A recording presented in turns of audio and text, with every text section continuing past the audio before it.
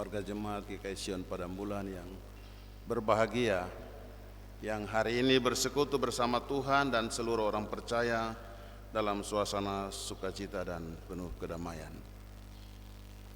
Kita membaca satu kitab dalam Perjanjian Lama di masa-masa Adventus, masa-masa penantian kedatangan Juru Selamat. Kita mungkin sudah berulang kali baca nubuatan Nabi Mika ya. Dulu anak-anak sekolah minggu waktu mau Natal, perayaan Natal kita biasa baca nubuat-nubuat. Sangat terkenal sekali Mika ini dalam nubuat-nubuat tentang penantian kedatangan Mesias Raja Damai. Hari ini kita membaca satu bagian dari nubuat Nabi Mika, itu pasal 7 ayat 7 sampai ayat yang ke-13. Bapak Ibu, Nabi Mika ini dia bekerja pada masa kerajaan Israel di utara dan kerajaan Yehuda di selatan ditaklukkan oleh Babel dan dibuang ke pembuangan di Babel. Mereka ditawan di sana, dia bekerja pada masa itu ya. Jadi tahun 700-an sampai 600-an sebelum Masehi. Jadi dia bekerja dalam 3 kepemimpinan raja. Dan Bapak Ibu, Nabi Mika ini dia bersuara menubuatkan tentang keadilan, tentang kebenaran, dan dia mengkritik kehidupan para pemimpin dalam kehidupan bangsa Israel. Orang-orang besar, orang-orang kaya yang berkuasa atas orang-orang kecil, dan banyak sekali melakukan kesepakatan dan kecurangan dan menindas kaum-kaum yang lemah. Sehingga dalam kehidupan sosial Israel tidak ada ketidakadilan, penindasan terjadi, kecurangan di mana-mana. Dan ini yang dinubuatkan oleh Nabi Mika dari kerajaan Yehuda bahkan sampai ke utara. Jadi dia penubuat itu luas di 2 kerajaan. Jadi dia bekerja dari situ sampai masuk di pembuangan. Nah, Bapak Ibu, Mika juga menubuatkan tentang penghakiman Tuhan atas bangsa Israel dan juga bangsa-bangsa. Dan dia dengan berani memperjuangkan dan menyuarakan ya, keadilan bagi orang-orang yang tertindas. Itu kita bisa lihat dalam Mika pasal 4 dan pasal 5. Bapak Ibu, saudara-saudara yang kekasih, belajar dari sejarah kehidupan bangsa Israel. Bangsa Israel ini kalau dia berbuat salah atau dia berbuat dosa, pasti dia akan dihukum. Kalau Bapak Ibu buka Perjanjian Lama, kitab-kitab sejarah, kitab raja-raja, kitab hakim-hakim, bangsa Israel kalau berbuat dosa pasti dia akan dihukum. Dan kalau mereka dihukum kemudian mereka bertobat, maka Tuhan akan memberikan keselamatan kepada mereka. Mereka dibebaskan dan diselamatkan oleh Tuhan. Jadi Bapak Ibu, kalau Bapak Ibu baca sejarah Israel, Bapak Ibu akan lihat kerangka pikiran kalau Israel buat dosa, mereka dihukum oleh Allah. Kalau mereka bertobat, mereka diselamatkan oleh Allah. Jadi dosa, hukuman, pertobatan, dan keselamatan. Itu selalu ada dalam sejarah kehidupan Israel dengan Tuhan. Dari dosa, hukuman, pertobatan, dan ada keselamatan. Bapak Ibu jemaat Tuhan, Mika menubuatkan tentang penghukuman Tuhan, bahwa akan datang hukuman Tuhan bagi bangsa Yehuda, tapi juga bangsa Israel di utara, bahkan untuk bangsa-bangsa. Dan menurut catatan Nabi Mika, bangsa Yehuda menyesali dan mengakui dosanya. Itu kita lihat dalam Pembacaan kita tadi Mika 7 ayat 9. Aku akan memikul kemarahan Tuhan sebab aku telah berdosa kepadanya, sampai ia memperjuangkan perkaraku dan memberi keadilan kepadaku, membawa aku ke dalam terang sehingga aku mengalami keadilannya. Ya. Mika menubuatkan bahwa Tuhan akan menghukum mereka dan bangsa Yehuda menyesali perbuatan mereka di masa lampau. Oleh sebab itu, bangsa Yehuda itu datang kepada Tuhan menyesal dan mereka berharap kepada Tuhan. Bapak Ibu yang kekasih dalam Yesus Kristus,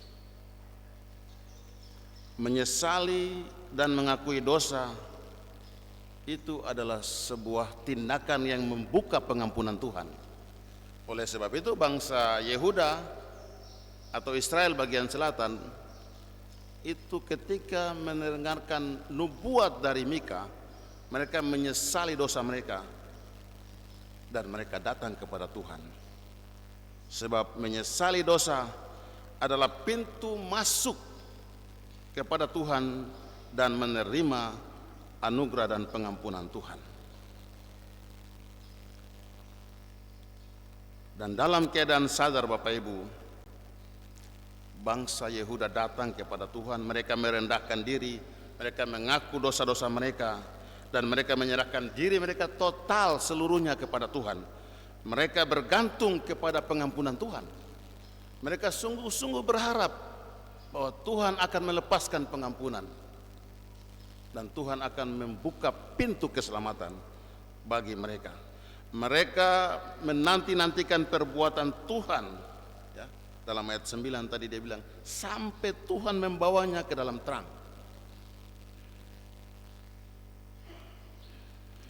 Dan Tuhan memperjuangkan perkara mereka, yaitu keselamatan yang dari Tuhan. Bapak Ibu jemaat Tuhan, mengaku dosa dan menyesalinya akan mendatangkan pengampunan dan pemulihan Tuhan atas Israel atau atas Yehuda. Jadi sekecil apapun dosa itu harus diakui.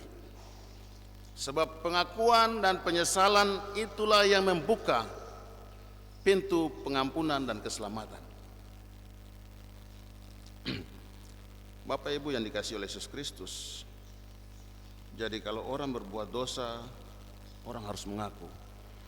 Dulu Israel kalau dia buat dosa, dia bawa korban penebus salah dan penghapus dosa, bawa kepada imam, dan imam bakar persembahkan kepada Tuhan. Mereka mengaku dan menyesali dosa, dan Tuhan menerima korban itu dan mereka diampuni oleh Tuhan. Mika bernubuat bahwa musuh akan melihat dengan malu, ya, setelah bangsa ini bertobat. Musuh akan melihat dan malu karena mereka mengejek bangsa itu, tanya, di manakah Tuhanmu, di mana keselamatanmu? Mika juga bernubuat bahwa tembokmu akan dibangun kembali. Jadi ketika bangsa Israel di utara dan Yehuda di selatan diruntuhkan, tembok-tembok kota itu dihancurkan rata dengan tanah, termasuk Bait Allah di Yerusalem. Dan Mika bernubuat bahwa tembok-tembok itu akan dibangun kembali ketika mereka bertobat. Dan dia juga bernubuat bahwa orang akan menghadapmu, orang akan datang kepada mereka. Hari ini Bapak Ibu, kita lihat orang datang ke Israel, itu bagian dari nubuat Mika. Walaupun lagi perang dengan Hamas, tapi ada rombongan dari pendeta-pendeta di Kerom, dong ada pergi ke Israel. Itu bagian dari nubuat ini, bahwa bangsa-bangsa akan menghadap kamu di Yerusalem sebagai pusat keselamatan Tuhan di Sion. Jadi hari ini biar ada perang, tapi orang pergi karena nubuat ini berlaku sampai sekarang.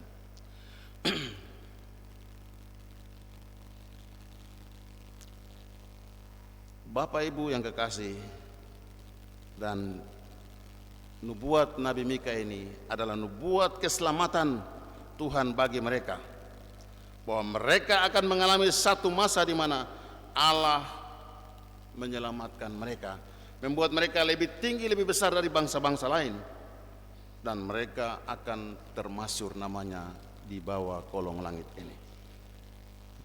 Karena itu janji juga bagi Abraham, Ishak dan Yakub, bahwa seluruh keturunannya akan menjadi berkat. Karena namanya semua bangsa diberkati, dan karena kaumnya semua orang mengalami berkat Tuhan. Dan nubuat itu sebenarnya menunjuk kepada masa raya Natal, bahwa karena keturunannya, karena benih dari tunggul Isai dari suku Daud, akan lahir seorang juru selamat bagi semua bangsa. Bapak Ibu saudara-saudari yang kekasih dalam nama Yesus Kristus, Mika menyuarakan ketidakadilan, kecurangan, kekerasan, penindasan kepada kaum lemah, terutama kepada bangsa Yehuda. Dan kalau mereka bertobat, mereka akan dipulihkan Tuhan. Keadaan sosial waktu itu sangat buruk dalam kehidupan bangsa itu. Tapi kalau mereka bertobat, maka Tuhan akan memulihkan keadaan mereka, dan mereka akan diterangi oleh keselamatan Tuhan. Bapak Ibu, sesungguhnya keadaan kita hari ini tidak jauh beda dengan keadaan di Yehuda pada waktu itu, tahun 700-an sebelum Masehi. Ada banyak ketidakadilan dalam kehidupan masyarakat kita, terjadi di mana-mana, di berbagai tempat, di pedalaman, di pesisir pantai, sampai di kota-kota besar, di kantor-kantor, di instansi-instansi, di lembaga-lembaga, bahkan sampai dalam kehidupan keluarga dan pribadi. Penindasan, ketidakadilan terjadi secara masif, secara terstruktur, diatur dengan baik itu, ketidakadilan dan penindasan itu. Dan itu terjadi bagi kaum yang lemah, kaum yang kurang mampu. Pemerkosaan hak-hak masyarakat yang kecil, kekerasan terjadi di mana-mana, sampai kepada kehidupan keluarga. Tidak sedikit gereja hari ini mengurus korban-korban kekerasan. Jangan dalam kehidupan warga jemaat, dalam kehidupan keluarga pendeta pun kami ada urus puluhan kasus kekerasan, baik yang dilakukan terhadap pendeta, tapi juga yang pendeta lakukan terhadap suami atau istri. Ini dalam keluarga yang notabene belajar untuk hidup menurut Tuhan punya kemauan, ada banyak kekerasan terjadi, bahkan sampai berakibat kepada kematian, Bapak Ibu. Dan ini sadis sekali pemandangan ini.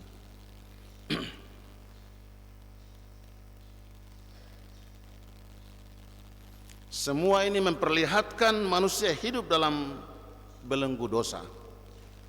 Kehidupan manusia ada dalam kegelapan, karena tindakan-tindakan itu membuat manusia hidup jauh dari Tuhan dan jauh dari sumber terang atau sumber keselamatan itu, terang yang sejati.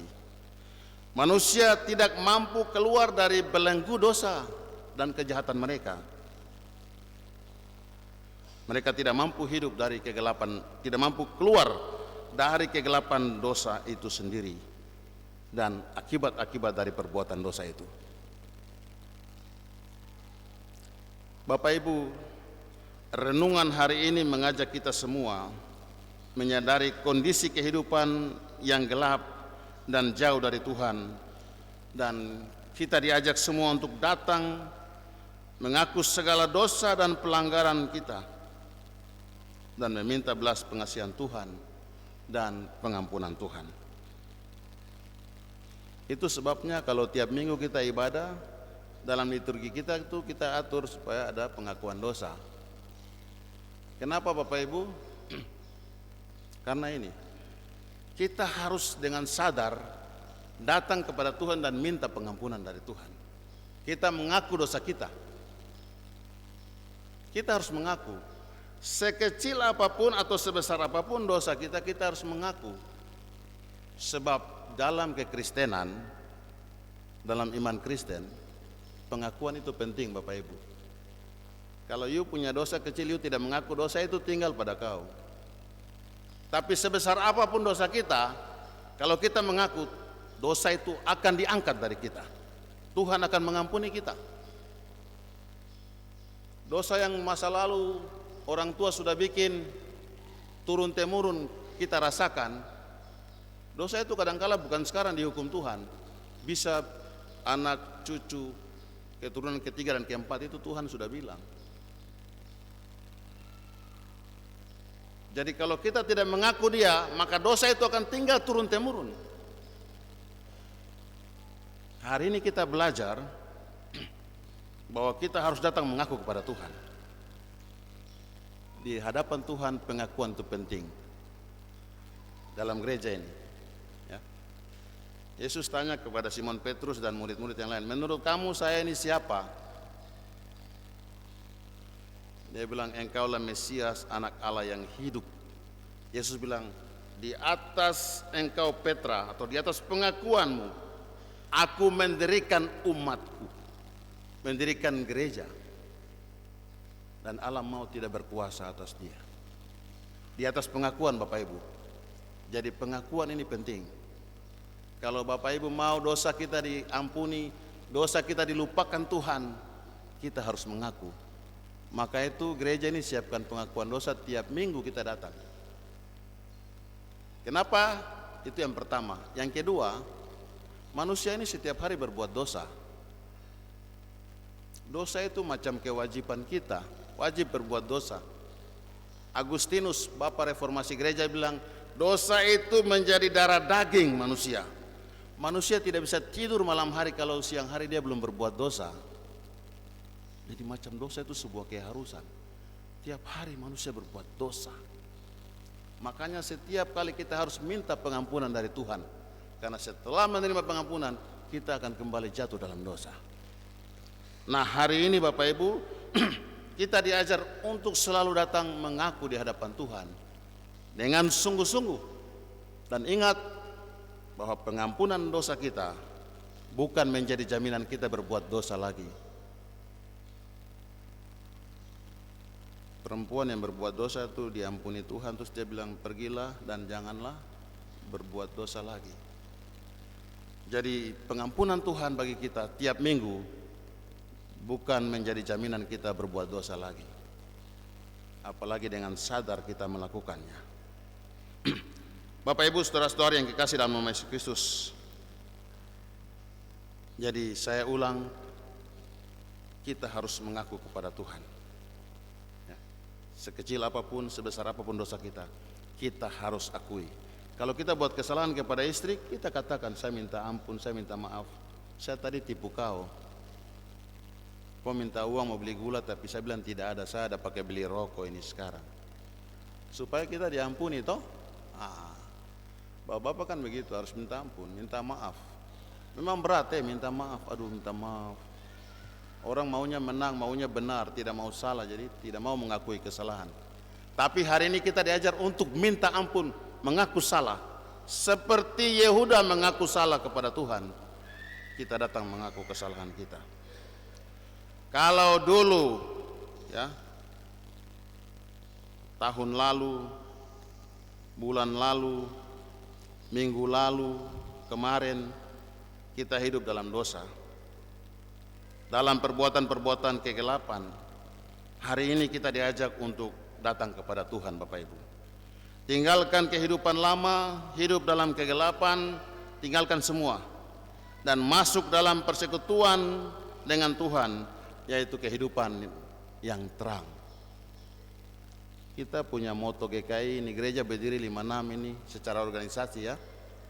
Tahun 56 berdiri ini, pendiri gereja ini kasih kita pemoto dari Efesus 5 ayat 8. Dahulu kamu adalah kegelapan.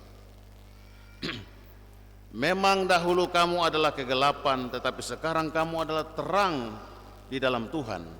Sebab itu hiduplah sebagai anak-anak terang. Karena terang hanya berbuahkan kebaikan dan keadilan dan kebenaran. Ini penting kita catat.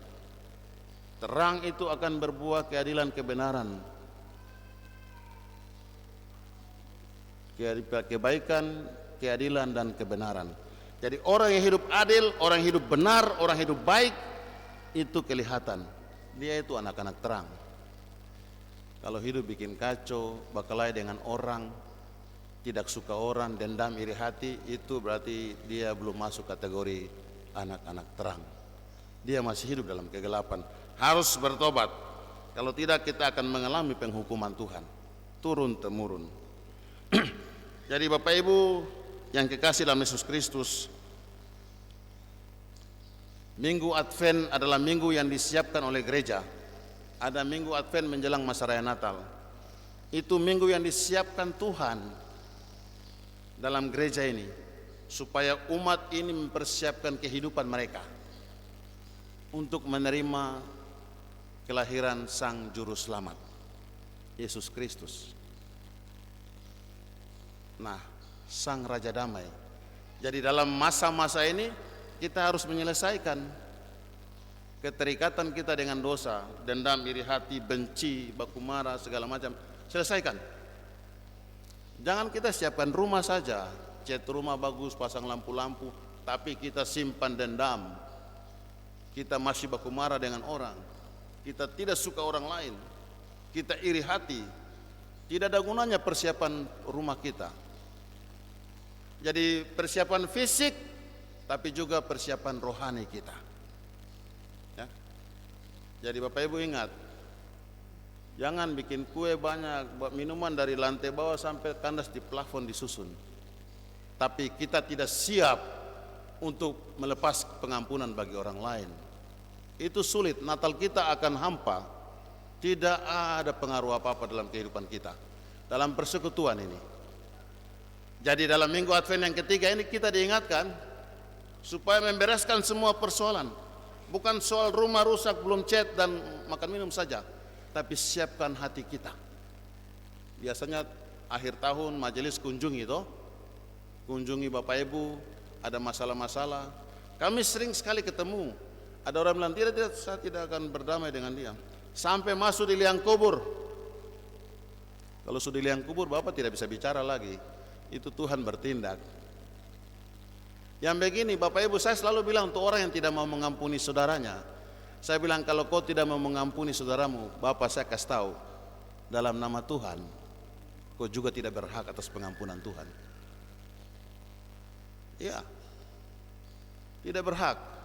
Jadi majelis kalau ketemu orang begitu bilang, Bapak kalau kau tidak mengampuni saudaramu ini, kau tidak berhak menerima pengampunan Tuhan. Masa dosamu yang begitu banyak diampuni oleh Tuhan, baru kesalahan satu itu kau tidak mengampuni dia. Jadi mari di minggu ini kita siapkan hidup kita. Jangan rumah saja, tapi seluruh kita punya hidup. Kita bereskan supaya kita masuk masa raya Natal, terima Raja Damai ini dengan hati yang penuh damai sejahtera. Itu intinya Minggu Advent. Kita mempersiapkan hati kita. Bagaimana supaya kita bisa menerima pengampunan, bisa melepas pengampunan kepada orang, bisa berdamai dengan orang lain? Bapak Ibu, kuncinya satu saja. Kuncinya satu, harus bersandar kepada Tuhan. Sebab Bapak tidak akan mampu terima orang yang sudah sakiti kau. Ibu tidak akan bisa menerima orang yang sudah menghancurkan kehidupan keluarganya. Tidak mungkin. Kalau ibu tidak bersandar kepada kekuatan Tuhan. Ya toh, suami berselingkuh dan keluarganya hancur, rusak. Tidak mungkinlah ibu mengampuni perempuan itu. Sulit itu. Kayak ibu atau bisa gampang? Sulit ya. Kalau ibu bersandar pada Tuhan saja, kita bersandar pada Tuhan, maka kita akan kuat.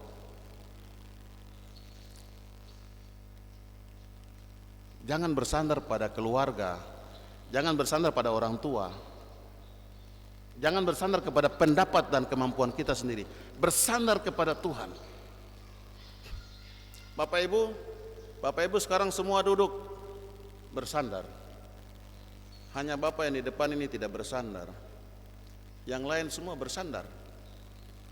Saya mau tanya, kenapa Bapak Ibu bersandar di sandaran kursi itu? Kenapa? Kenapa? Ulang. Oh, ada kekuatan supaya nyaman, toh bisa duduk dengan baik, lama. Tapi satu hal yang paling penting, Bapak Ibu percaya bahwa sandaran kursi itu kuat kan? Kalau kursi belakang ini gaba-gaba di sandaran dan sudah lapuk, pasti Bapak duduk waspada, siaga satu. Iya. Tapi karena Bapak-bapak dan Ibu percaya bahwa sandaran itu kuat, saya mau kasih tahu satu hal. Yesus Kristus sandaran yang paling kuat di dalam kehidupan kita. Tidak ada sandaran lebih kuat. Bapak Ibu bersandar pada Dia. Jangan bersandar pada pengakuan kepercayaan kita sendiri. Bapak Ibu sudah pernah lihat uang dolar kah? Dolar Amerika itu. Dolar Amerika itu Bapak Ibu yang punya uang dolar nanti lihat. Di dalam dolar itu ada dicetak, "We trust in God." Kami percaya, kami bersandar dalam Tuhan. Itu pernyataan negara Amerika Serikat. Di mata uang, nilai tukar, harga bangsa itu, dong tulis pernyataan bahwa kami percaya di dalam Tuhan. Kami bersandar dalam Tuhan. Kalau Amerika negara besar ini percaya dan sandarkan harapan negara ini di dalam Tuhan, kenapa kita tidak? Kita harus bersandar kepada Tuhan. Hari ini supaya kita mampu melewati masa Advent ini, melepas pengampunan kepada orang lain dan menerima orang lain, kita harus bersandar total kepada Tuhan. Ya. Selamat merayakan Advent. Selamat memasuki minggu Advent yang ketiga. Tuhan memberkati kita dalam tugas pelayanan majelis jemaat, pelayan firman, penatua sema, seluruh warga jemaat. Mari kita datang kepada Tuhan, kita minta pengampunan dari Tuhan, supaya Tuhan membersihkan diri kita di minggu-minggu ini, supaya masuk minggu-minggu Natal kita didapati dalam keadaan suci dan bersih. Tuhan memberkati kita sekalian. Amin.